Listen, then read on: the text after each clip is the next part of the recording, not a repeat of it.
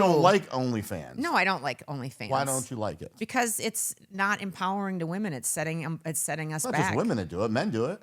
It's setting you back. It's not cool. And I'm not judging them. I'm just saying, like, I never come across somebody that says, I was on top of my game. I felt really great about myself. And I opened an OnlyFans. I lived close to the Playboy Mansion, and there were so many secrets surrounding that. I worked out once in a while. The girls would get a day pass to leave. Otherwise, you couldn't leave. You had to just sit there and wait for Hugh Hefner to want to have sex with you.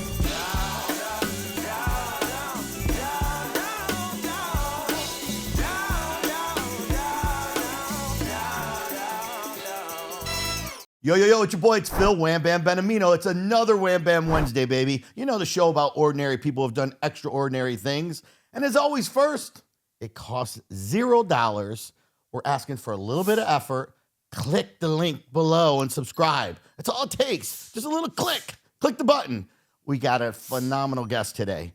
You might have seen her doing a little bit of wrestling in TNA, or maybe you saw her as a host, maybe on TV, but today she's here as the rocker chick. We got Goldilocks in the house. How are you? Thank you, Phil. That was a pretty awesome intro. I appreciate you. So Goldie, tell us a little about, first we got to talk about the wrestling stuff. TNA, obviously, you made your mark wrestling. How do you go from wrestling to rocker?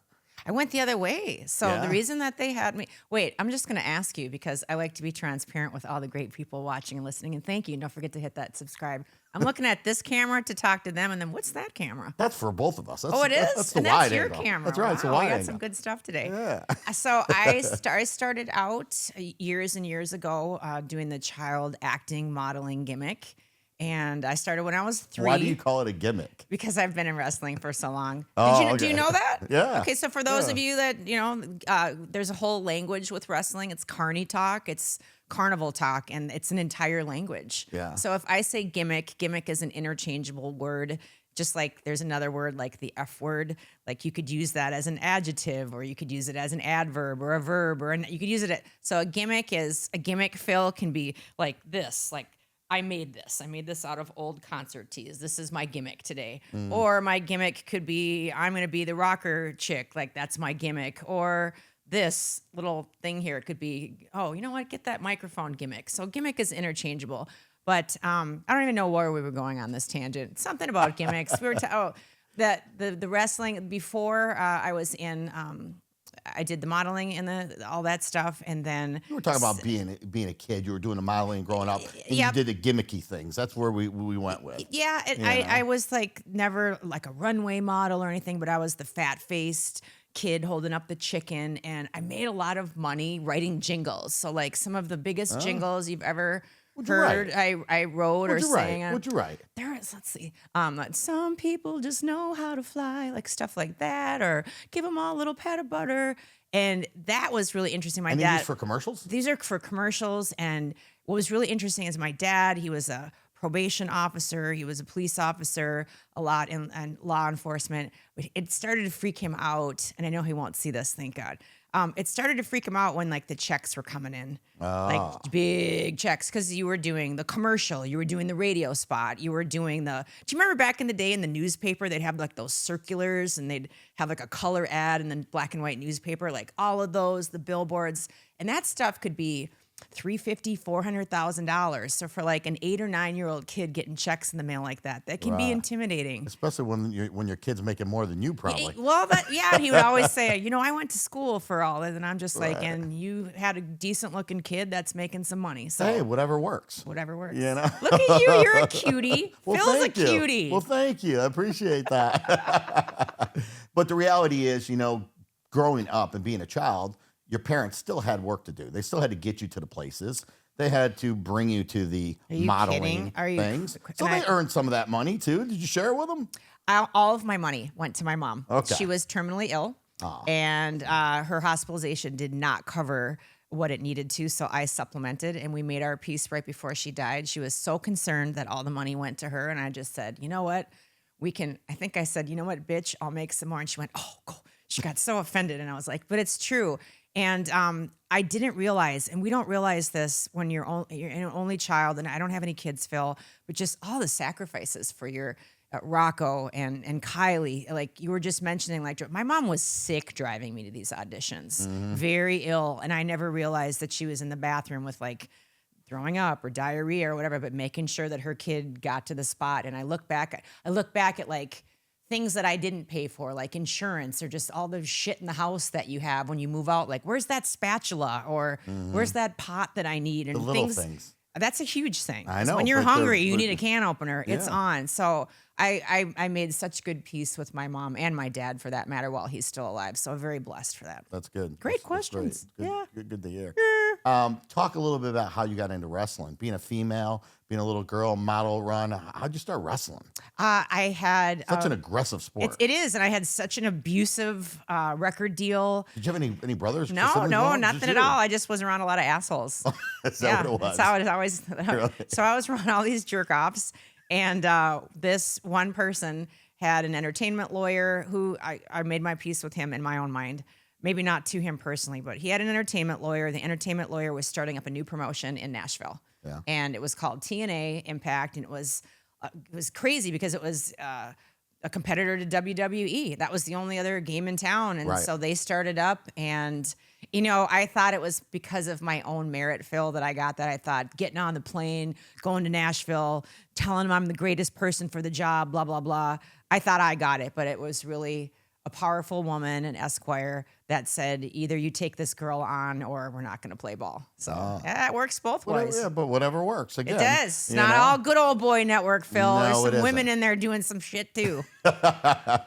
Yeah. So that's what got you to where you were, but you had to maintain that. You Yeah. had to create your own image. You had to get your fans behind you.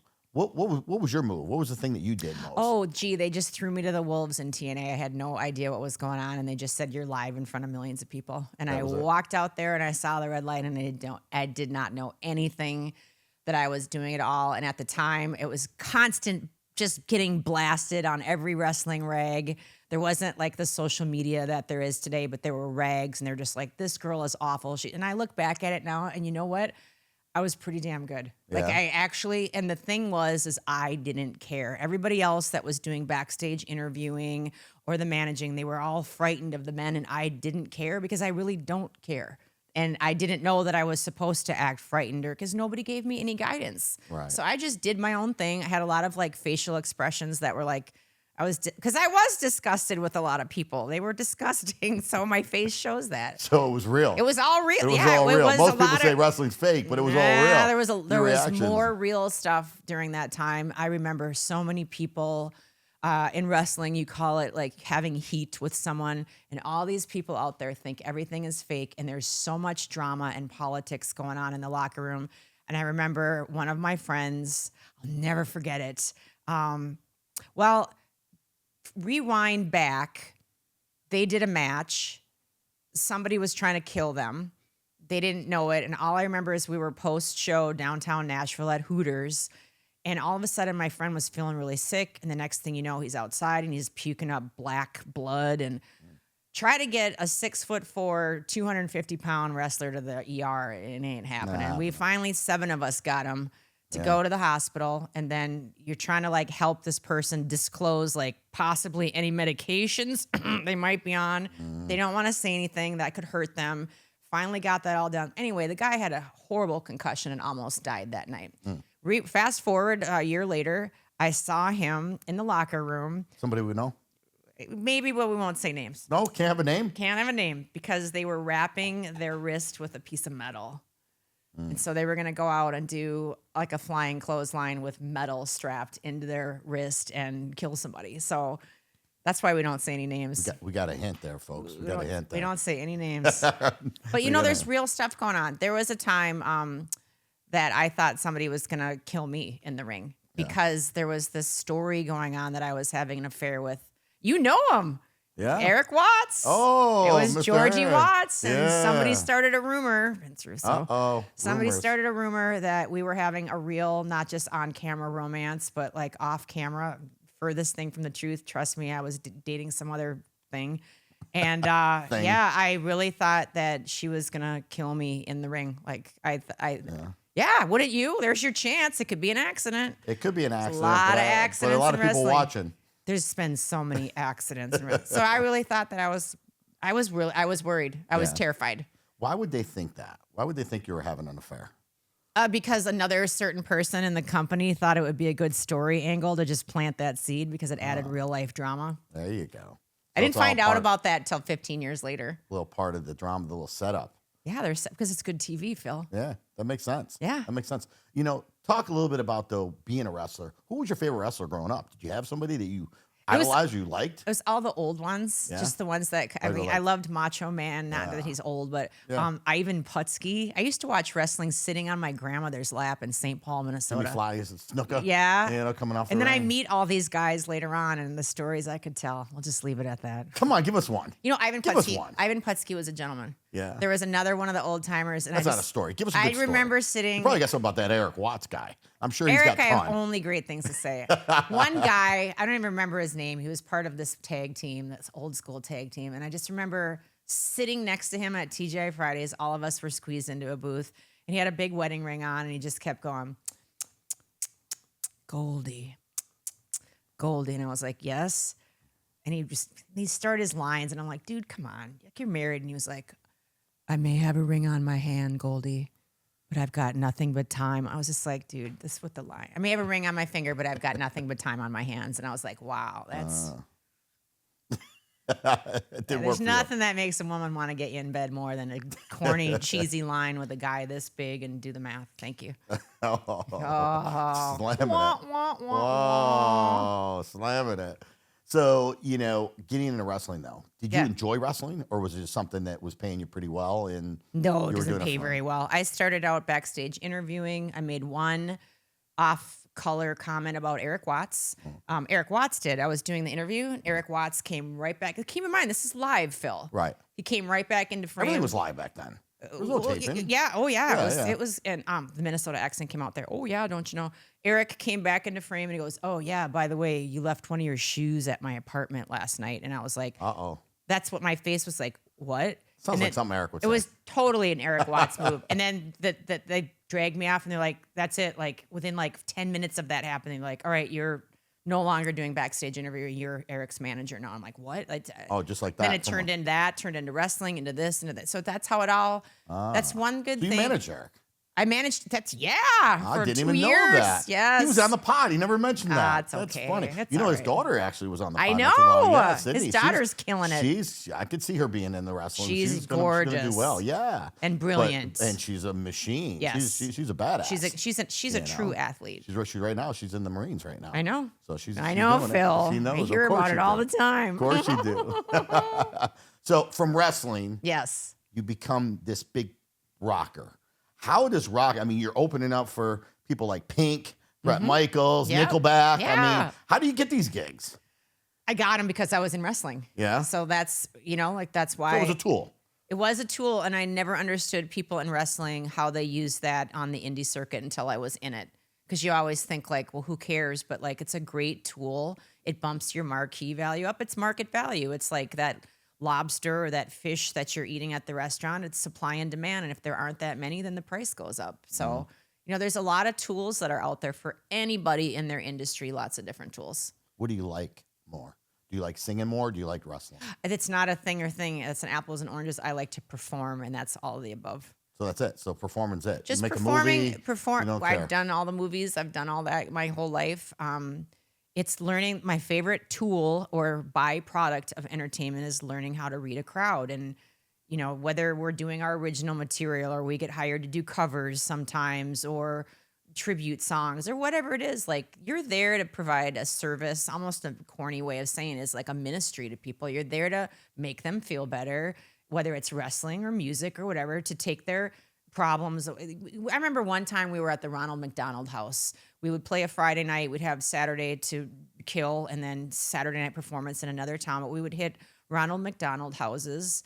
And I just remember performing. And there was a mom and her kid was very sick next to her in like a bed just laying down. And I just remember like seeing her so into this song that we were playing. And then immediately afterwards, she started like like that little girl cry. And I'm like, God, what the hell did I do now? What did I do to piss this woman off? And I'm like, honey, what is wrong? And she just said, that time that you sang that song, it brought me back to high school, and I just forgot my kids got a couple of days left, and I feel guilty that I was brought to enjoyment for a minute, and I was like, wow, this is a really powerful vehicle that we have, and you better do the right thing with it. And I think there's a lot of people that do, and I think there's a lot of people that don't take that. If you don't tell me that music and movies and entertainment doesn't influence you, or like for the long, I still make all my own shit, Phil, because of Julie Andrews and a movie I saw growing up with my mom, and she made all of her stuff from drapes. Like that imprinted on me so hardcore. And I don't want to offend anybody in the room, but some of these video games that people play, you know, you're playing a video game of like hookers and prostitutes getting killed. Like, what do you think that my mom used to say? And my dad corrected me the other day, and he's like, that's not how it went. I'm like, no, it did. She corrected my dad. He used to say, Moon, crap in, crap out. And my mom said, no, Tom, it's shit in, shit out. It's what you put in your brain, what you listen to, what you watch, that affects you. So, I mean, I love horror movies, but I had to stop watching some of those really bad ones because Why'd you love them?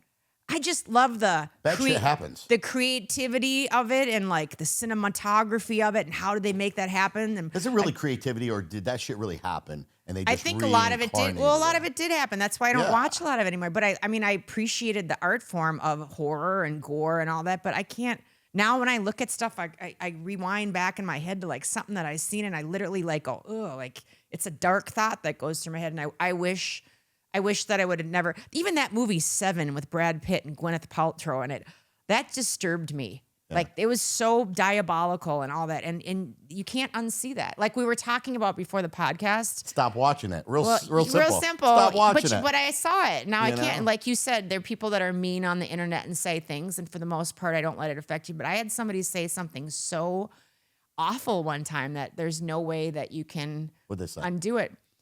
I was at home in Minneapolis, sitting at the kitchen table, going through Facebook. I got really mad. My face flushed, and my dad was like, "Oh, what are you looking at?" And I was like, "Just some. Oh, you just got to let that roll off your back. Like, what's the phrase? Water off a duck's back, or I don't know. If you see your shadow on whatever day, something about a gopher. I don't know. Whatever that phrase is." And he was like, "Oh, when you've been in my business, you got to just let that stuff go." And I said, "Really?" I said, "Why don't you read it?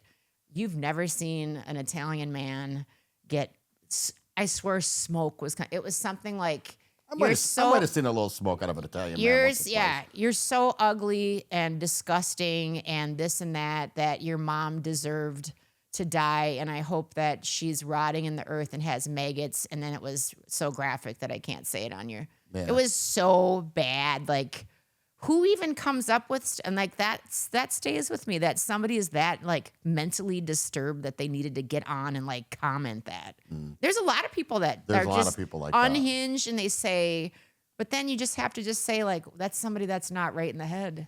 Exactly. If you got something bad to say, like, don't say it, move on and find something good to say. But why do you think that happens? Because it does. Listen, I've heard some bad because things it too. can. Because they can. Yeah. That person wouldn't come up to me, and well, some people would, in the Piggly Wiggly or Kroger, and say that to me, but they can just disappear, and they always have some profile picture that's like of a thumb or like a cat's ear or something, and it's private. Right. You can't, That's right. They don't want you to know. They don't want you to know who they are. Yeah. But it's a hater for sure. Aren't they? But you they're know what? watching you. That's the funny thing about it. It's like, if you don't like me, why are you even watching me? They love it. Scroll, click on, scroll. So I had a very diabolical person that was helping me with my career for a while, just a narcissist. I call him Satan. But anyway, Satan had a really good point. Apparently he was sitting on Kim Kardashian's mom's couch, Kris Jenner, and said to her, this is a great story, doesn't it bother you all the hellacious things that people say about your daughters? And she just smiled and said, let me just give you this example. A career is like a car. And what does a car need to run? He was like, oh, gasoline, this and that. And she said, well, sure, but a car especially needs a battery.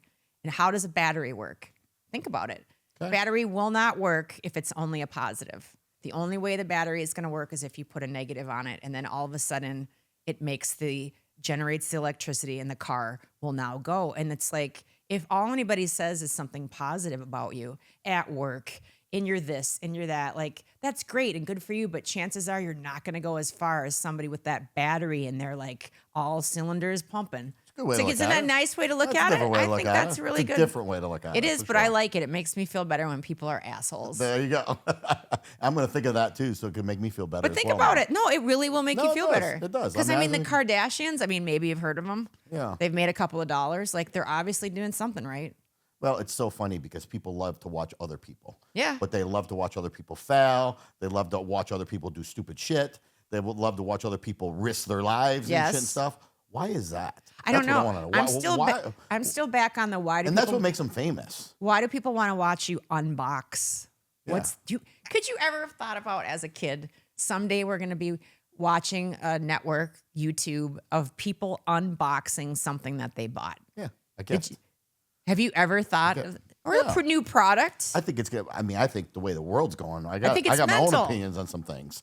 You So know? do I. Do you remember the movie Idiocracy? Do you remember that movie? No, I don't. Does anybody remember the movie Idiocracy? You need to look it up. It's literally, it's an older movie, but it was taking place in the future where people are just so dumb. And I think there's a lot of people out there that need to There's no common sense. not take their dumb pills because they're getting pretty dumb. There's not a lot of common sense. Yeah, figure stuff out yourself. It's gotten to the point where, yeah, people don't come away from the computers. They don't come away, out of their phones, and everything else. And it really drives me insane. People don't get to know people because they're too busy trying to figure out seeing everybody's highlight reel. You know No, what I get mean? it. I get it. So I that's the saw reality. a really interesting ad come up on my feed for algorithm cookies, whatever, and it was buy this stock footage for this stock footage company.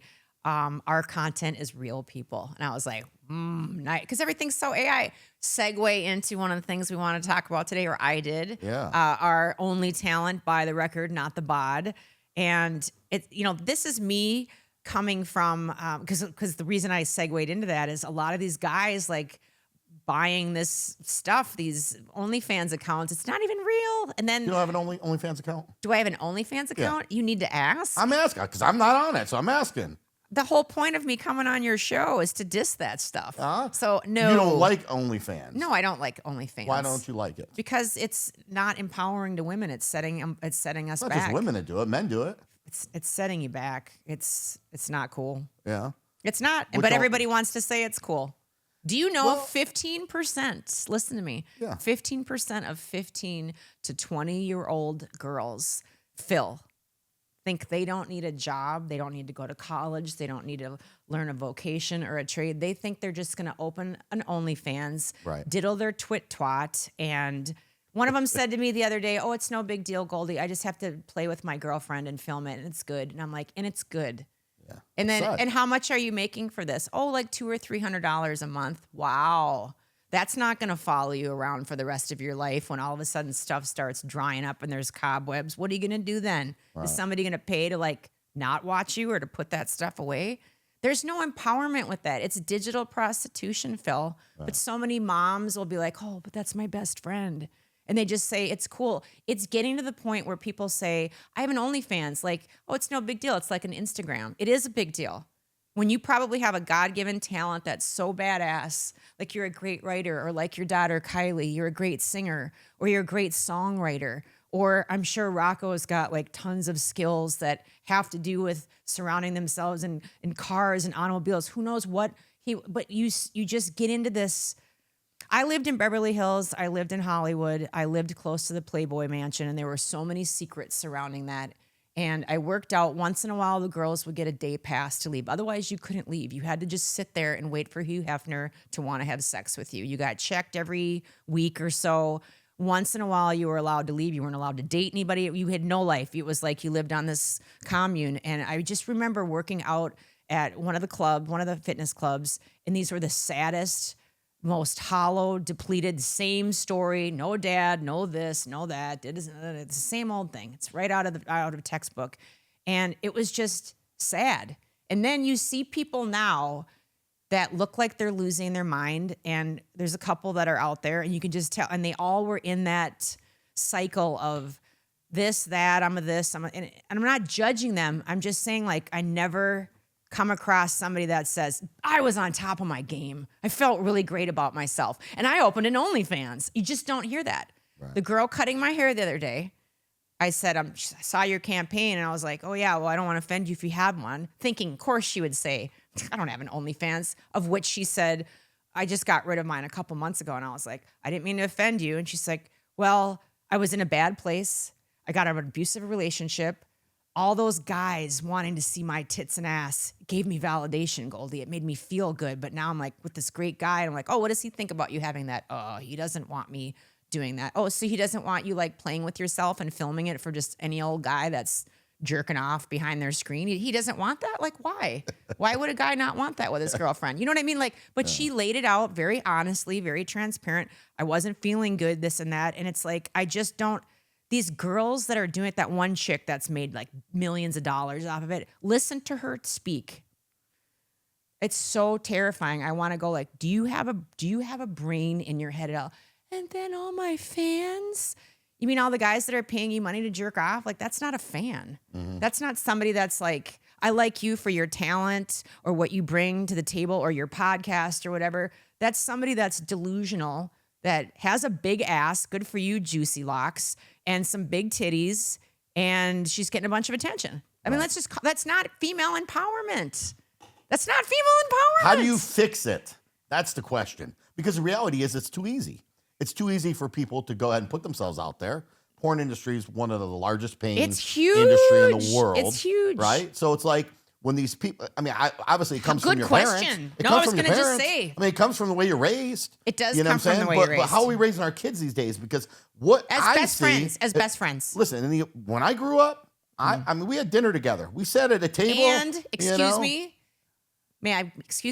may I please get up from the table? May I? Oh, yeah. And you was like, well, you have to wash a few dishes or clear it up. Now people don't even eat together anymore. But here's the problem, Goldie, is this thing right here. I didn't have one of these growing up.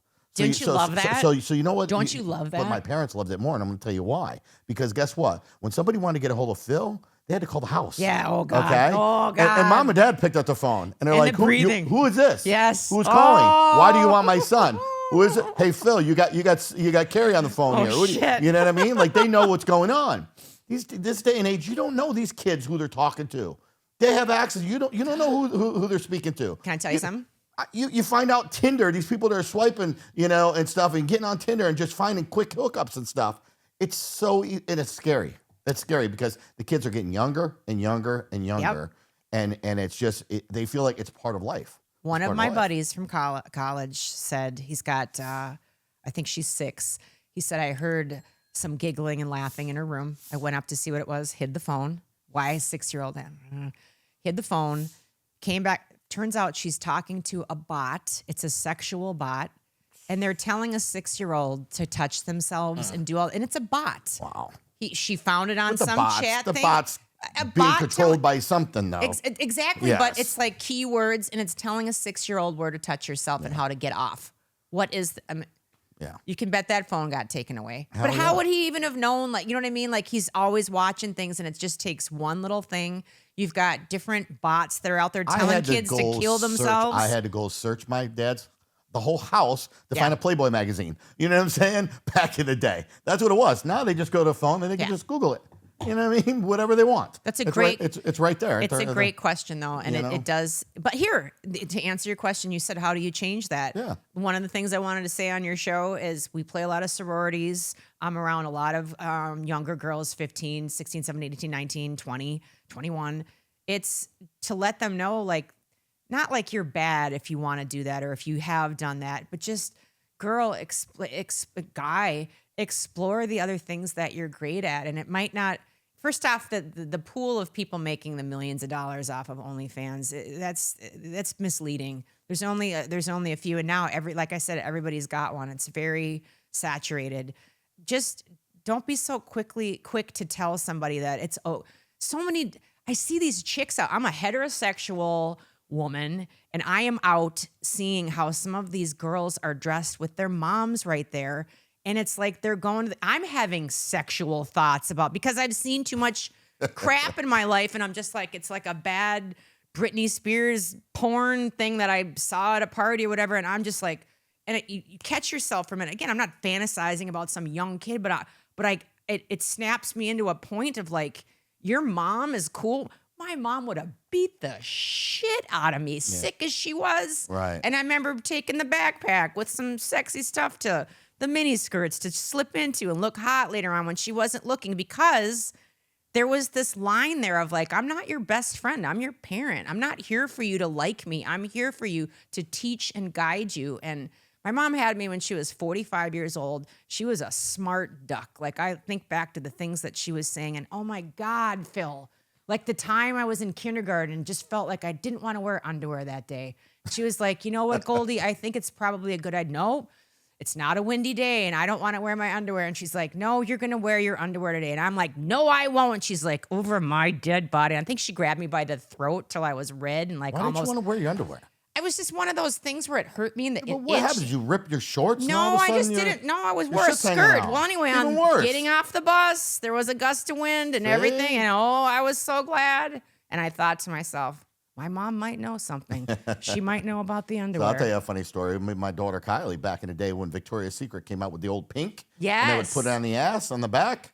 She came home with a pair of shorts that said pink on her ass, and I'm like, you're not wearing that shit anywhere. You did? So, Good hell for yeah, you. no, I would not allow her to go out of. No, I don't want to draw attention to my daughter's ass. That's not what I was trying to do. That's what a parent's Especially as a supposed to father. do. Of course, I raised my daughter on my own, so I was a single Did dad. you really? Yeah, I did. So since she was 3 months old, raised her on my own.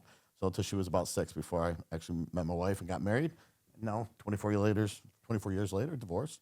But that's how you're supposed to act But as that's a just dad. the way I was. I was very protective. But the reality is, yeah, why do you want to draw attention to those things? But women today do it, and you see moms and daughters, they think it's cute. They're making the TikToks. It's not cute. No, they got it's the cheeks not. of their I wanna asses hanging vomit. out and I wanna everything else. vomit. And I'm just being real. Like, why is society the way it is where they say sex sells? And I know your movement's against that. And I think that's awesome. There needs to be a huge movement throughout the world so that people understand that. But they got to we're creating it. We're allowing it. Don't get me wrong. I love Cute. I love sexy. I love strong. I take bikini shots. I take health and wellness where I'm looking good. But here's the thing. There is a line between Sports Illustrated hello, and then I'm just gonna turn a little more and make and then all of a sudden it's Hustler.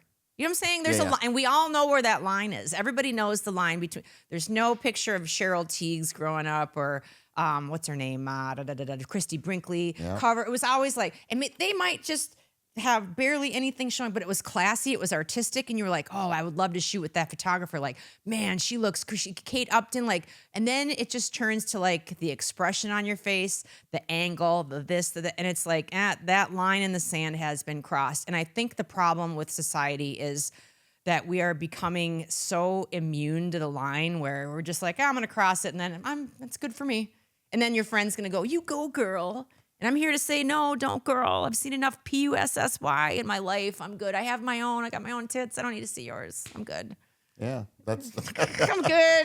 I'm good. But there's a lot of people that want to see it. I'm not going to lie. That's fine. And a lot of people what I that mean? are watching it, a lot of people that are on the OnlyFans, they don't realize that those models are not real. And those women that you'll see it all the time where it's people making fun of the people that are clients that are patrons of OnlyFans, and it'll say, I want to see 3 fingers up, show me that you're a real person. And then they just go to some AI generated video model and it's a man going and then it looks like a chick, and they send it back and they just make these videos saying, I made $300,000 this month off of this many guys' click for $10. Right. And if you really want to talk to some guy in Pakistan that's rubbing his nips, be my guest, but you're the fool. But you got to think about it. For $300,000, it's not a bad gig for them. Well, well, yeah, no shit, no kidding. That's the Trust problem. me, I've thought of it. That's the problem. I've It's a thought lot of money. It is, but Especially when you're young. line in the sand. Yeah. I mean, listen, Line I'm in the getting a sand. point, obviously, as I get older, the generations are changing, but Yeah. I feel uncomfortable going to the beach these days. Why? Because there's too much ass that is hanging out. I'm not going to lie. These bathing suits are no longer bathing suits. Because the suit, to me, is a suit that covers something up. Unless you're in a place like, not nudist, but like there's some beaches. These when aren't you're, nudists. there's These are just regular There's open- some beaches, though, that it's like you just know there's going to be If you more go of to a that. nudist beach, it's okay because you're in a nudist beach. You know what to expect. But you're just going down to Florida, maybe going to Destin, Florida or something like that, and you're just walking along, or Miami, you're walking along, and you're seeing 15-year-olds, 16-year-olds, That's the problem. 30-year-olds. That's the problem. It's Yeah. not just No, it's not just my there's a lot. age. And it's I'm usually their seeing mom kids next that to are them. right. It's saying it's okay. I'm a little uncomfortable. I'm just saying. Makes me feel a little uncomfortable. I wouldn't have known, Phil. I'm just letting you know. Hi, I'm Phil Benamino, CEO and founder of Cost Plus Processing, the company that provides financial services to your business. We provide things such as POS systems, ATM machines, and check services. One of the biggest things that we strive ourselves here at Cost Plus Processing is our customer service. We are an A+ rated with the BBB with customer service, and we're proud to say we're here in the United States with all of our customer service agents. Our objective is to actually teach you and educate you about the costs that you're currently paying and show you ways where you can eliminate those costs that you no longer have to pay. One of the biggest programs that are out there today is our dual pricing program, where you actually can offer your customers now a choice of how they want to pay. Do they want to pay with cash or do they want to pay with card? And if they pay with card, it actually helps you to absorb the card fees, so you no longer have to pay the fees like you've done for many, many years. Cost Plus Processing aligns ourselves with some of the top POS companies out there in the industry today. For example, we have perfected the car dealership industry, and our dedicated team are equipped to manage a variety of online payment forms and financing options that merchants require in this advanced ecosystem of payments. If you have a restaurant, we are proud to be able to manage the ongoing difficulties that arise from this fast-paced industry, and you're looking for pay at the table, where customers can easily swipe their cards, tap their cards, and make their payments with tip, and also have a choice of how they want to pay, we have the solutions for you here at Cost Plus.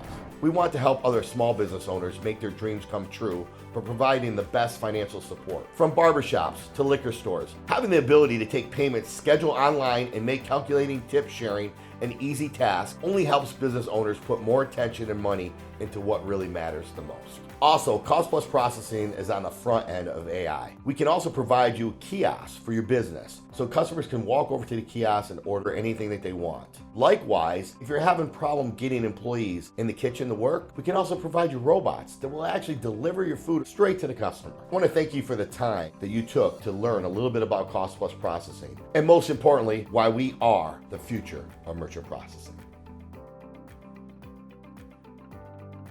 I still have the same bathing suits because I modeled so much from when I was a teenager. You got a favorite one? Thank God. My point is they cover my butt.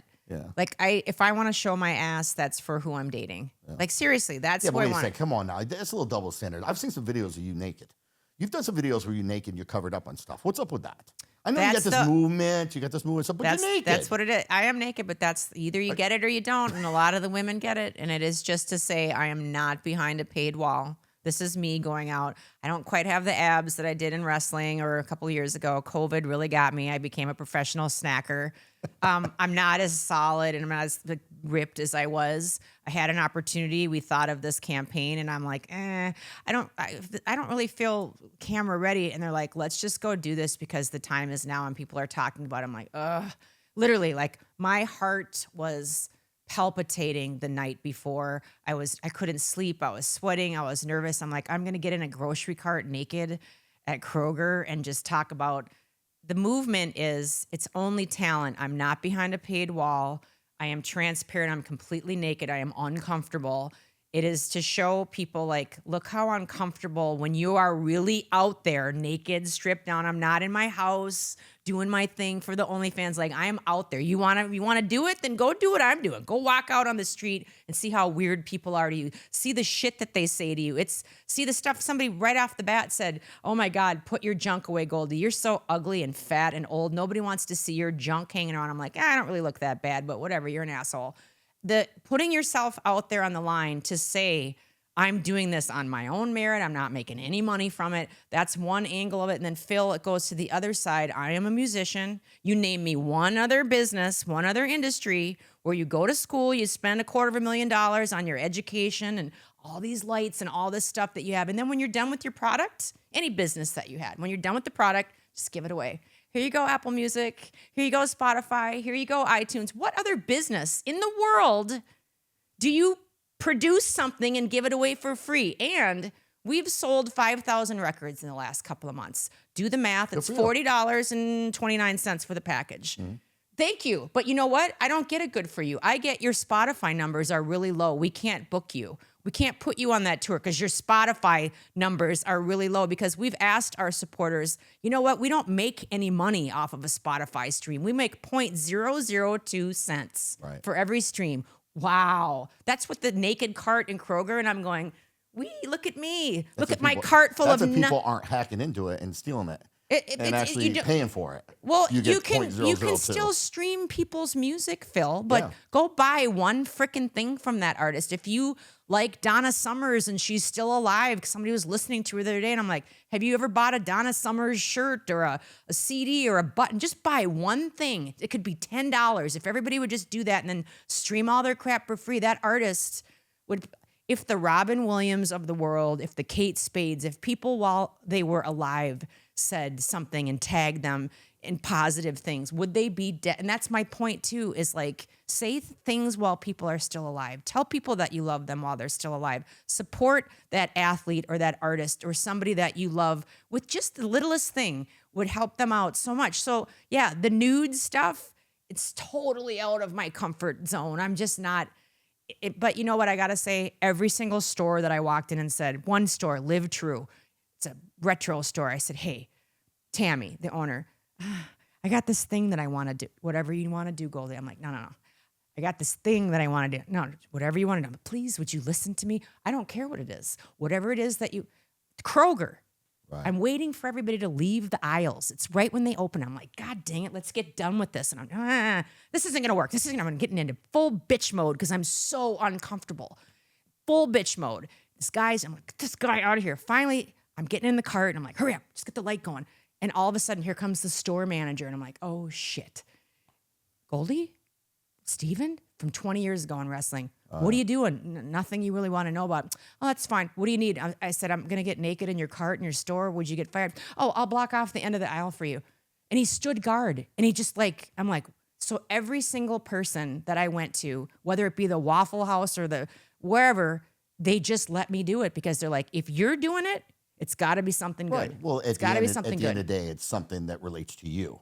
You know, they wouldn't do that for anybody, but you obviously have earned their trust and earned their loyalty. That's part and that's of the reality. that's part of your question is how do we change what's going on in the world? And I think younger people need to be schooled on, don't just swipe left on somebody if they piss you off for a second or they don't match your political beliefs or your whatever beliefs. It's like give somebody a chance to get to know them and don't. It's Phil. They don't build Phil, relationships. you're obviously a super successful person. It is all about relationships. It's all about relationships. Thick But you have to and build it, and people don't want to do that. Thick and thin, and it's what is it? It's Yeah. work. Yep. It's like anything else. Nobody wants to work. They just want to diddly doo doo and make your money. Oh, I'm so tired of all I have to do is diddle my friends, and then that's all you have to do. Like, wow, when do you hear that? Like, Yeah. That's a career. no, I'm an entrepreneur. Oh, here you go, golf clap, girl. Mm-hmm. The funny thing is, you know, half the time those that are making that kind of money, they end up losing it. They don't know what to do with it because they're so accustomed to getting it. Well, now they have And their they think parents it's real. managing them, So- Phil. Which is even worse. Yeah, even worse, huh? Yeah. You got mom and dad there chiming in saying, hey, you got to go ahead and go live. Let's go. Get in your bedroom. Go live. Come on. I remember a movie that I did where I got cast as the sarcastic, bitchy girl. I know that's a stretch. And they had language. And I just remember my mom was offset. I was 15. And she was just like, the language. And I'm like, Mom, it's part of the script. And you know what? Good for her. Good for her for policing that. Really. I'm glad. At the time, you said, bitch, mom. At Probably the were mad at her. I didn't get it. You No, know? I just thought But you how never do until square. afterwards. No, you You don't don't get grow- it till no, later. you And don't. the times that she didn't want me at a young age wearing all that stuff. Again, it's just there's so many. The reason I got into photography, I have a photography studio. I shoot amazing people. The reason I got into it is because by the time I was 8, I was so sick of the pedophiles and the perps and the predators that were out there. And I would tell everybody, look, this guy wants to touch me. And they're like, oh, you're making up stories again. I'm like, I'm not making up any stories. It's Well, like in your industry, man, you must have seen that a lot. dude, it was I mean, so vile. It was so, and I would say, this guy is trying to touch me. He's trying to feel me up. Oh, you're making up stories. And like, don't say anything. Don't rock the boat. And I'm like, what? So anyways, I just decided I'm not going back to that. I said, I want a camera. I want a camera. I was 8. Yeah. And they're like, okay, we'll get you a camera. And I'll never forget. I was 10 years old, sitting crisscross applesauce, dad and the lazy boy in the back. And we were watching everything. It was quiet. You didn't talk. Dad was after, you know how it goes. Right. And all of a sudden you saw breaking news. Largest child pornography ring in Minneapolis, Minnesota. Charles Monday. But then I just remember like, I had this expression on my face and like The Exorcist, I slowly turned back to my dad and I locked eyes. I didn't say a word. I just looked at him like, You believe me now? And then I turned back to the screen and I got up and I left. I didn't need to say anything. I was like, the very guy that I was complaining about and I told you about 2 years ago. Look who's telling stories now. Mm-hmm. There's so many stories of so many creeps. I blackmailed one. It's part of the industry, and unfortunately, it may. Listen, I'm And not the for boys, it. the boys, but the they reality is, it's true. Like, there are some people that don't get to where they are today if they don't perform certain things. Nope, we talked about that before. No, 100%. Yep. And let me tell you what, it's true. It happens in that industry. Happens like, happens if in any you industry. don't sleep with somebody, or you don't give somebody a blowjob, you don't do what you Happens want in them to every do, industry. then guess what? They Every- can go ahead and kick you to the curb. Now, is it sexual harassment? The reality is, no, because it's consensual. That's how they get off. And that's the unfortunate part. Because they're like, if the girl does it or the guy does it, whoever it may be, right? And performs that act, well, they knew what they were doing and they chose to do it so they can get that extra maybe 3 minutes on stage. I've never or that had 2 minutes of fame. I've never had sex with anybody that I didn't want to, Phil. Yeah. Never, not once. I believe that. I literally have told people to go. But you're a strong woman. Not everybody's strong. Somebody that's young right now, they think that's what they're supposed to do. They do. Because they don't have people like you out there, Well, or their advocating parents, and letting their them parents, know that. they had a hardcore parent like you did with the Yeah. pink on the ass. Like, Yeah, you're not doing you it. don't do that. No, not going to happen. And it'll stick with them. As hard as that was for your daughter, she was probably so excited to have like the in she was thing. mad at me. She hated my guts. Of course she did. Hated my guts. She for doesn't it. now that she's a You know? mom. I know. Now she got a little girl come around. It's going to be change things now. You know what I mean? I bet Pick you and love choose. that. Oh, I did. Because I knew it was going to come. We always say that. Once you have a child, it changes you. Number one. And when you have a girl, it just made me a man. I'm not going to lie. Yeah. Going through that whole process. A and single everything. dad? That's Yeah. nuts. Yeah, be a young guy from New York. Listen, I got A young stories guy for from New Yeah, York. big guy from New York. Come to Georgia and take a child from that woman that came out of here. I'm not married to her. You know what I'm saying? And I didn't get full know that. custody. No, I wasn't married to her. A Hooter girl. I came in town. Hooter girl got me in a little bit of trouble at a young age, but it turned out to be one of the Beautiful. greatest things. Yes. The Hooter girl. Yeah, Watch the out Hooter for the Hooters. Yeah, my son doesn't allow me to go to Hooters anymore. Oh, really? So, I'm 0 for 2 with the Hooter girls. We got the nod from Rocco off camera. Yeah, 0 for 2 with Hooter girls. Rocco, you stay away from Hooters. Exactly. I don't care how old you are, brother. Exactly. So let's talk about the rocking. Okay. Let's talk about the music. Let's talk about because it. the music's solid, man. Your music's Thank you. good. We have a great band. Yeah. How For long have you once. guys been together? I've been Because doing. bands are hard. Music's hard. It's okay? really, That's a really hard. grind. It's hard to get along with people. We've had many casts. Actually started the first rock band because I was doing R&B and all of that with some people in Atlanta. We had the Dallas Austin camp and the Babyface Edwards camp, and Minneapolis with the Jimmy Jam, Terry Lewis, Prince, all those guys in Minneapolis. It was all R&B. The problem is there was no internet back when I had my first record deals, and you'd get to the radio stations and they're like, "You're white." I'm like, "Uh-huh." Yeah. And it was a problem. Surprise. So I was like, this isn't working. Like, they don't like me because I'm white. And so I was like, let's do more rock. The very first week of wrestling in Nashville, one of the sound guys, Brian Bloomer, I found out he played guitar, and there was another guy that played drums there. And I was like, you guys want to start a band? And we just did. And I didn't even know that you should, I didn't know. We just started a band. So that was 2002. And so rock, we've been doing all this time. We've never missed a weekend or a week. We've been playing all these years. How often do you play every week? Every week, a couple You guys times. get together and Unless jam it's out? the fair that's next week that just got canceled because, anyway, another story. The drummer that I've had, it's been like almost 14 years. And then we've got this new guitarist, a couple years now, who is the most prolific writer I've ever worked with. I put him on an even keel as Prince's guys because I had Prince's New Power Generation as the band that I hate when people say my backup band. Like, oh, you're so cool. Like the people that blessed me on stage, I had New Power Generation. Like, you know that song like "Sexy Mother." Oh, yeah. Yeah. Okay. Yeah. That Levi, he was like the guitarist, and boy did I learn. God, I remember one show we were on a school tour. And the guitarist, the bassist didn't show up. And I'm like, what are we going to do? Like, because I had a live band back then, backup dancers. And he's like, don't worry about it. I'm like, what are we going to do? And he's just like, shut up. I got it. Like, and he started playing. And then all of a sudden, like on a stand, he had like the guitar or the bass. And he just whipped the guitar over and then he went back to playing guitar. I'm like, what is this? So Prince, he paid $300,000 to $450,000 a year for his touring musicians. But one mistake was $5,000.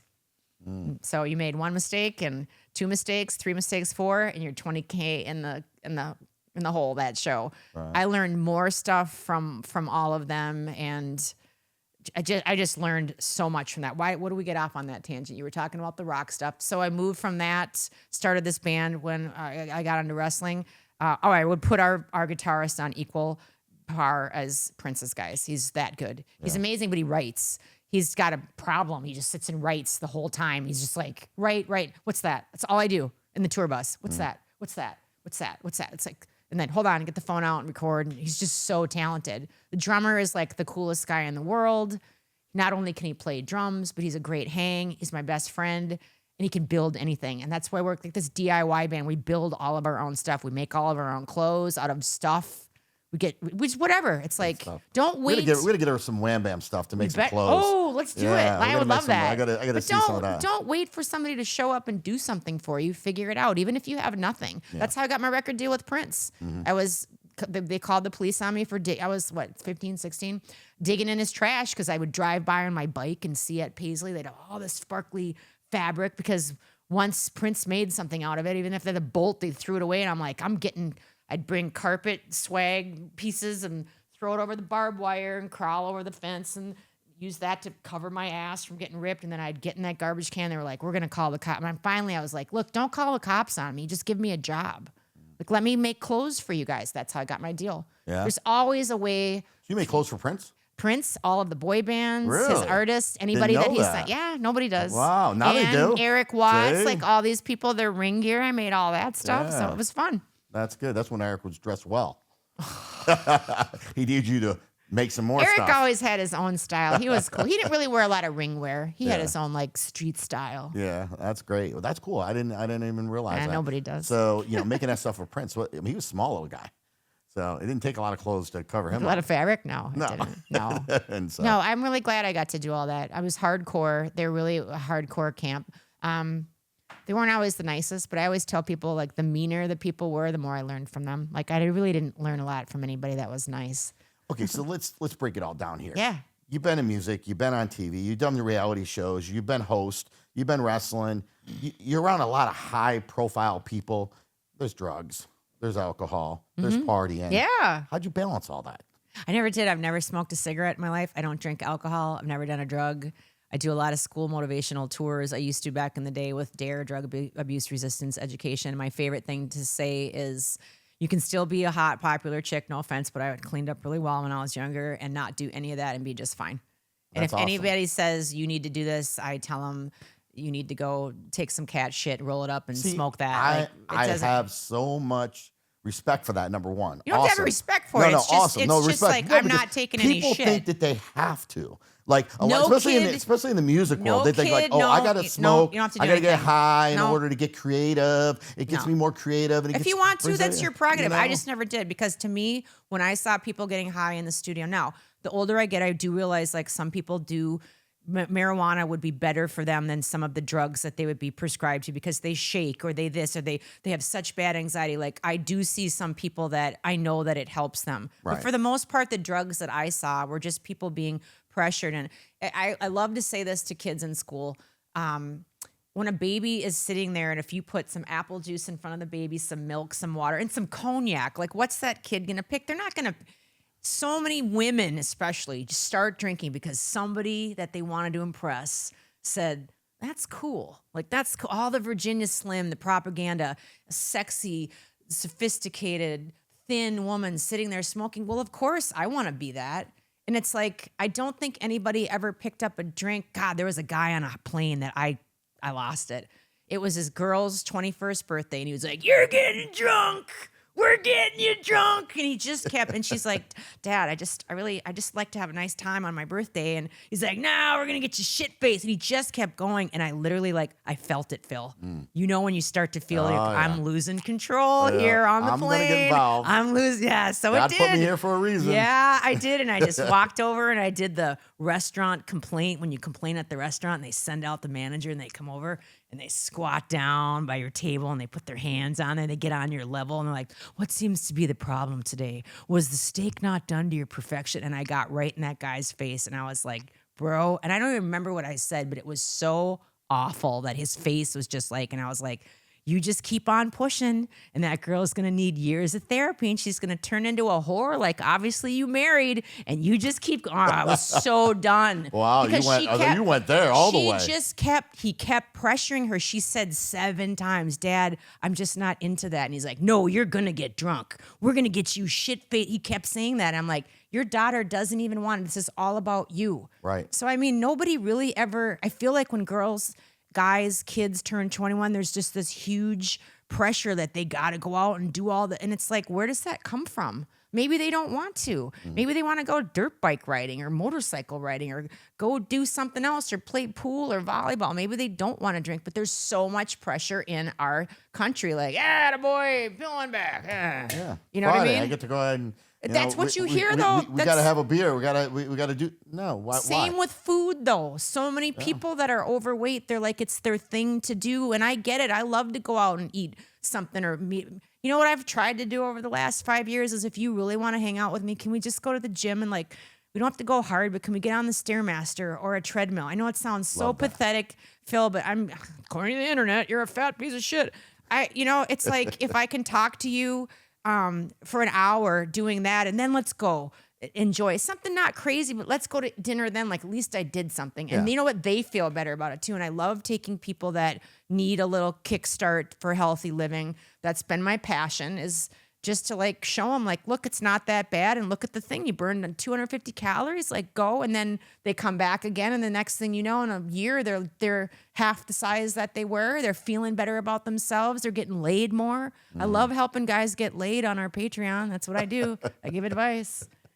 You tell them exactly what they need to do. I do. They send pictures. I tell them what clothes to try, where to get it, shave your pubes and your nutsack. What's going on here? Like, get a clipper on Amazon. They're $14.99. Just take care of all that stuff. It's not hard, but like if you've got a bush coming out of your nostril, not too the ear stuff. What's up with that? Like, how Sometimes do you not? It's hard to get to it. How do you not know? You know.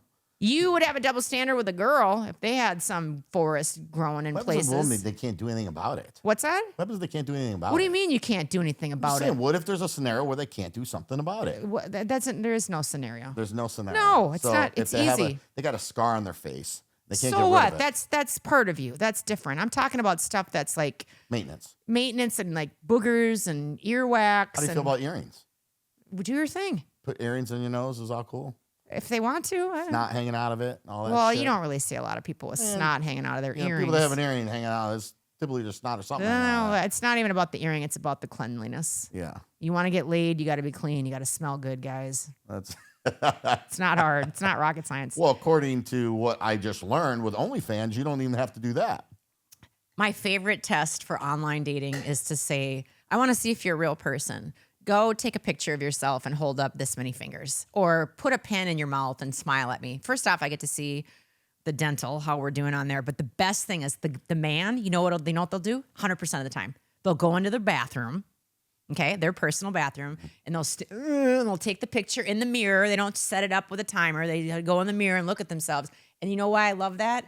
Because I can see how dirty their mirror is, if their toilet, all the products that they use, all their junk, and you can just analyze them like that. You're a detective. But you have to be. You're in the wrong industry. You have to be a detective, and you got to see how sloppy that dude is, because I don't have time for any sloppy stuff. Because if you're sloppy in your own life, then how are you going to take care of me? Yeah. How are you going to do anything for me at all? I'm going to be too busy trying to worry about cleaning your pubes. Where do we get your book? That's what I want to know. I got 3. Come on. I got 3. Tell me about them. What's the name of them? 3. One's about rock and roll. One is how to help women look really young in 24 hours, and I'm working on that one right now. I think you got the third one. I got a lot of. Well, there's another one, but how to get laid. Oh, for the boys. Yeah, what am I talking about? Shoot, it seems like you're doing a lot of it. There's so many things that guys don't realize that are so simple to do, and how to talk to a woman, and it's so. God, if you just open up your ears and listen to their conversation and say anything, Phil, to a woman that just says, I hear you, you're going to get laid like that. Right. I'm serious. Like, but they don't. And women don't either. And women make me sick with the money. There's so many gold diggers where I'm at. They're just interested in a guy for their money and what they can do for him. You do your own thing. That's what, go back to what we were talking about, only talent. Be empowered because you make your decisions. You call the shots. And then a guy should be the icing on your cake. Don't just want some guy to like gravy train. You're sucking off all of his money. You get your own shit going. And then you guys get together and you compliment each other and it should be good. And I've had so many boyfriends, they want me to buy them everything. They want me to pay for everything. Like, I'm exhausted. Guys want you to pay? They want me to pay I don't for believe in everything. that at all. I don't believe that at all. I mean, well, you, a girl, man, but a you man is shouldn't. supposed to be, you take care of that person. Fine, but you know? then the woman should be doing something to balance Yeah, that of out. course, of Not course. just I sitting think- back, no, of course. spending your money and going Right. out and buying Gucci bags. I agree with and that. I all agree that. with that That stuff 100%. makes me sick. Yeah. And you know how you can always tell? Hold up your hands, ladies. Fair. You can always tell by the length of the nail. Oh. The longer the nail, the more of a digger. 'Cause they don't. I'm serious. Shorter nails on the girls. See, very nice, very clean, very pretty. But you got those big long nails. Sorry, ladies, but y'all know you can barely even. All those checkout girls at the Home Depot, and they're like tap tap. They can't even function. I'm like, yeah, you're looking for somebody. You're looking to do the least amount of work possible. I've gotten in so many arguments with friends of mine. Like, why wouldn't you date somebody like me? Because you're not taking care of yourself. You're not taking care of yourself physically, mentally, spiritually. You're an asshole. You talk to that waiter or that server like shit. You don't tip at church. You don't give any. Everybody's got something to give. Everybody's got. So I like kind people, but I like them funny, and I like busy guys. I don't want you up my butt. I don't need that. I don't need it. You know, like the helicopter dudes that are. I love busy guys. I'd be happy if I saw him 3 or 4 times a month. I'm serious, Phil. Isn't that most women don't want that? They're like they want you around all the time. Nah, I want quality over quantity because I'm busy. Yeah. Nothing wrong with that. Well, but it is for a lot of people. Yeah. And guys that want to be up your butt. And there should be trust. There is no way in hell I would ever go through ladies, don't go through your guy's phone. If you need to even think of going through your guy's phone, get out. There's no trust. Get out. Then you don't trust them. You know that you've had it where we're like, are they cheating on me? Trust is the Are you worst. cheating on me? Trust Are they is the cheating? And you want to look at worst. something and you're wondering, what am I going to find? Like, I don't ever want to be with somebody that I would ever have to look through their stuff. I want to just know, like, we're good. Here's worse when you find something out and they're like, you question them about it and they're like, well, you didn't ask, so I didn't lie. Right? I mean, why do people get away with that? No, I remember finally when I did look at the phone. Yeah. It was only 42 women that he was sleeping with during our 2-year relationship. Only 42. 42 pictures of God knows what. I was like, it's time to leave. Like that was like, that's what I needed to see. Like No, 42. not 43. 42. That's That's 21 a year. Wow. You're busy. Don't date those wrestlers. That's what the wrestlers. True story. Yeah. Oh, and the rock and roll ones. That's just I just remember one very famous guy that I was dating. No, I won't say his name, but it's a great story. And the doorbell rang and it was Godiva chocolate and it was like a $500 Valentine's package. And I was like, damn, I'm in good with this guy. How am I going to eat all this chocolate? He loves me. And I was so excited. And I didn't message him yet, but the doorbell rang 12 minutes later. It was a Godiva delivery of $500 to another woman with my address. Wait, there's more. It happened 2 more times. 4 $500 Godiva. They obviously got the address wrong. And so 3 other women that he was seeing at the same time. Wow. And what did he say? I will not let the truth be my sword.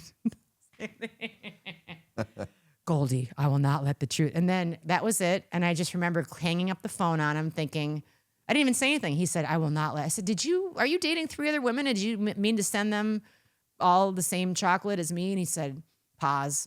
Goldie, I will not let the truth be my sword. And I just remember going, pregnant pause, click.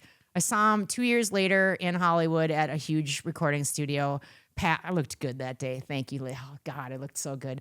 And I walked 2 ships passing in the night. Goldie, can I talk to you? And I was like, I'm recording right now. And I just went in there and then finally we crossed paths again. He's like, can I talk to you? I just don't feel like we ever got closure. I was like, oh, no, we got closure. You told me that you were seeing 3 other women and I hung up on you. That's closure for me. Well, you got a lot of chocolate. I got sick. I remember $2,000 worth of chocolate. Later on in the day, they were in the common area of this very famous studio in Hollywood. And I was in this room and I could hear in the air duct, I could hear him talking to somebody. Just Goldie. And I heard the other person go, Goldie's a dude, bro. Goldie's like a dude. She doesn't give a shit. And I was like, yes. So to every person out there, not just woman, like stand your ground. They see a woman that they like and they just assume, well, I like her, so of course she's gonna like me because I'm a this or I'm that. I'm like, no, it doesn't work like that. Like, do you see what I'm saying? So I'm not that person's cup of tea, Phil, and that's okay because here's a story for you. I got every commercial that I ever did. I bet like a 99% average. I was pro. I got it done in a couple of takes. I had it down because my money went to my mom. I went in there getting it. But one time I didn't get it. 6 months later, I saw that casting director. I'm like, I didn't get it.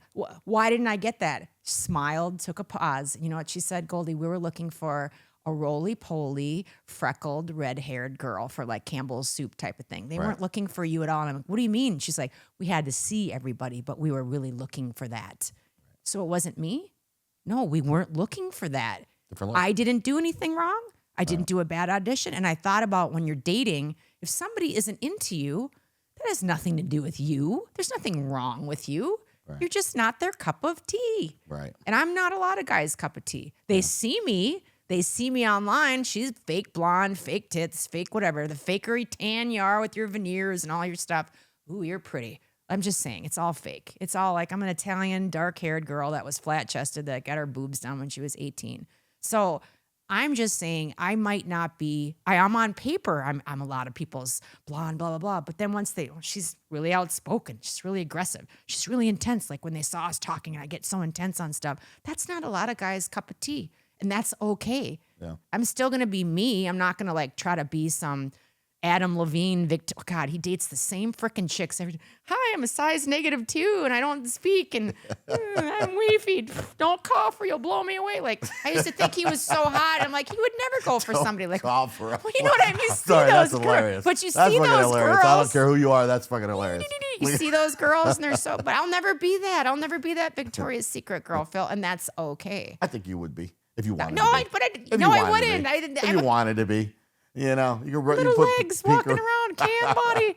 I'm a little cam but body. cameras can change things now.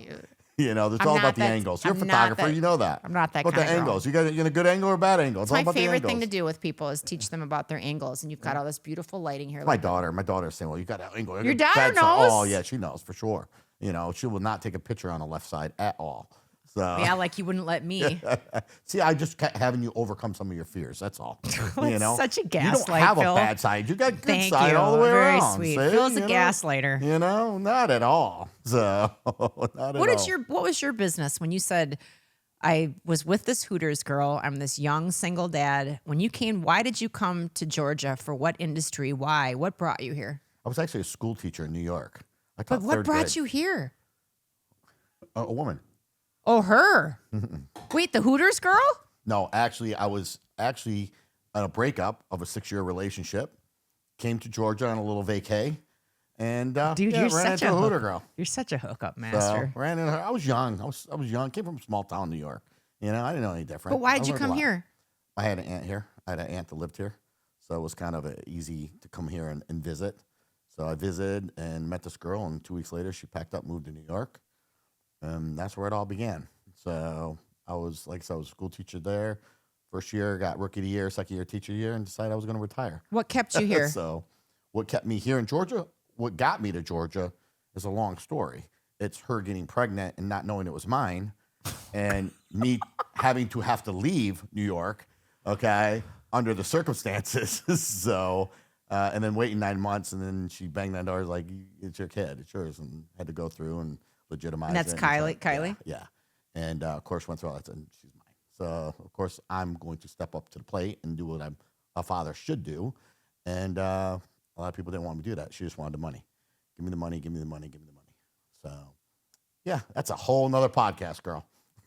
Wow. That's really cool. Yeah. Man of integrity. Yeah, for sure. And you do your ears nicely and your nose. Well, good for you, Phil. Yeah, Glad good that shout out. I was getting nervous about that when you were saying. I was like, No, damn, I was checking. I hope I'm looking right. Oh, I have to do it now too. I bought myself one. You got to practice what you preach. Absolutely. The 100%. hairs are getting, the older that you get, the hairs just start. Some people in the room will understand. They just pop up in strange places. Yeah. We all know. It's like, where did that come from? And it's really long and it's there. How did I miss it? I don't know. That's another podcast. All right. So Goldie, before we leave, Yes. what is Goldilocks' dream from this point on? You've done so many Oh my God. great things and so many amazing things. But like, what is the dream that fills your heart that you want to do? I would love more than anything to be back on television with whatever kind of show lends itself. That's easy. Do a reality show. It's not as easy as you think. Trust me. You got to stream. These Eh. kids, you got to stream. You got to stream the shit. That's it. You got to stream. The Italian's going to give another Italian. I'm telling you right now, you got to stream. We got to get you on a kick. You got to get on Twitch. You got to stream. That's what you got to do. Spend the $30,000, get the pack. Just fucking stream. Okay. That's it. Thank Your you. life, you're entertaining. I Because you appreciate have that. experiences that these younger kids need. They need to hear your shit. And you're funny as hell as well. I appreciate that. Just so you know. I appreciate that. And you're not bad on the eyes either. So there. Oh. You got the whole package. Not bad on the eyes. Earlier today, Phil said, you're attractive. I'm like, oh, thanks. To do a That was TV. a compliment. Why are you shrugging it off? That's like what you tell like a really ugly person. Like, Is oh, it? Is you're that what attractive. you? No, yeah, I don't. you say you're a hottie or you look good or no, like. I would never tell an ugly girl kind of that she looks attractive. good. I would Yeah, never you're tell marginal. an ugly girl. I would never. You You're don't know average. me. You don't know me. I would never do that know to an unattractive girl. I'm more like you and said, hey, you want to go to the gym? Oh, okay, fair enough. You know Fair what I enough. mean? See, In fact, I'll buy you a membership. How about that? Oh You know wow, what I'm she's saying? really ugly. You know? Okay. Let's go grab a healthy meal. We can do that too. So I love doing killer contests. It's kind of similar to like the vibe for Mr. Beast. Every video that we have, there's a 2-month post where people that follow, I hate fan, that's such a word. Where's my fan? Like Elvis had fans and Justin Bieber. We have they friends. still do. Just so you know, they still do. We have friends and people that are adults or whatever age that come and watch our shows. And it's just great to see them interacting, doing all the things that the contest requires, whether it's a selfie or dancing around with a vacuum or whatever we have. And then my favorite is to see the prizes that people win and have some monetary money there to give people, because a lot of people live paycheck to paycheck. If you have never been there, you don't understand what this is. It's a cycle of you're trying to support your family and do good and send your kids to a good school, and somebody everybody's breaking their fib or whatever. There's always some sports injury every other week. My friends are telling me about. I'm like, God, we never had that tendon break. I think there's some tendonology going on, but I feel like a lot of my friends, they get a certain point and they think they're catching up, and then shit happens and they're just always trying to catch up. And these are intelligent people that work really, really hard, but there is a cap for some people with their education level or just time in the day. And any chance that I can be a part of something that gives people a break, like that makes me What's happy. the most you've ever given away? Besides your mom, obviously, but I mean to one of your contests. Oh, me personally, like $5,000, which is a lot for me to give away. It's a ton, But it's it's not life-changing about. to some people out there. It's not about the money. It's just like how many What's what times you're have doing you with it. how many times have you like been stuck somewhere like, okay, let's go back to when you were a single dad. Like if all of a sudden, for no bullshit, no sexual favors, nothing, you just had an unexpected $1,000, like most people are going to be like, oh, I can spend it on this bill. And then there's some douchebags that are out there that are like, oh, I'll get a new pair of that. There's people that really need that, or there's a bill that's coming in, or the electric bill. My electric bill was $800 last month with the weather, right. And it should be $150 or $200. And it's like that starts to add up on people. And I just want to have more money to be able to give to the people that like deserve it and that need it. And last contest, one of the people gave their money back and said, I'm okay, but I want it to go to somebody pay it forward to somebody else. And I was like, damn, bro, Georgia guy. Yeah. I was like, wow, that was really cool. Circle back to the beginning of the podcast. We want to see people getting hurt and falling. Oh, isn't that funny? Yeah, they almost just died. And these people that are like scaring people in the hallways, don't scare me, I'm packing. You're not going to you're going to make me feel threatened. You're going to be 6 feet under. That's right. That stuff needs to stop with all these.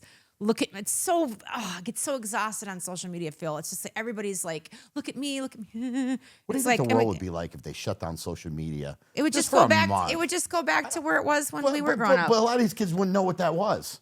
You know what I'm saying? Like, that's what I mean. I know. You'd actually have to have a conversation with somebody. You'd have to have a conversation with your parents. You'd have to actually do you remember, like, hoping they didn't answer the phone? I can hear you breathing. I hate that I have a phone and I get texts. Like, don't write me a letter. I have a phone. Call me if you want to speak to me. When you're texting me, that's telling me you don't want to talk to me. Yeah. You know what I'm saying? I Like do. to me, that's disrespectful. Well, maybe they're thinking know? you're busy though, and they don't want to bother you. It's different. If I'm busy, call me, leave a message, Yeah. then you know I'm busy because I Yeah. didn't answer. Yeah. Right? And then if you want to shoot me, Well, text, you're shoot old me a school. text. You're very You know? old school. Yeah, I am. I was raised old And that's traditional fine. Italian. Oh. I want to change every day. You Every do? day I wake up. First thing I do in the morning, I wake up, look in the mirror, and I want to be better than I was Oh, yesterday. that's different. I Yeah, thant you meant that's a like change who you are as a person. I'm like, I wanna be better. newsflash, but Yeah, you might be. I want to be better. I want to be a better person. Okay, I want to be a better person than yesterday. All right. Okay? After today, I'll be a little bit better too. Well, You me know, too. Meeting people like you. So that's what's important. Thanks. You know? You know us attractive people. Yeah, listen to her. Listen to her. All right, we'll go. Before we go, anything you want to tell the viewers before we go? Give them a little bit of advice. Just thanks for listening, and like he said in the beginning, like subscribe, share if you learned anything from this podcast or found any entertainment or enjoyment. Just listen to a friend that might need a pick me up or something, and just tell them about the show. Tell them about the Wham Bam. Look at that! Wow, look at you, custom sign and everything. Tell them about Wham Bam's podcast. And there you have it, folks. You heard it from Goldilocks herself. Go follow her. And remember, as your boy Wham Bam always says, if your life was a movie, would it be worth watching? And if the answer is no, stop being ordinary and start being extraordinary. Till next Wednesday, baby. Stay positive and keep testing negative. And I'm out.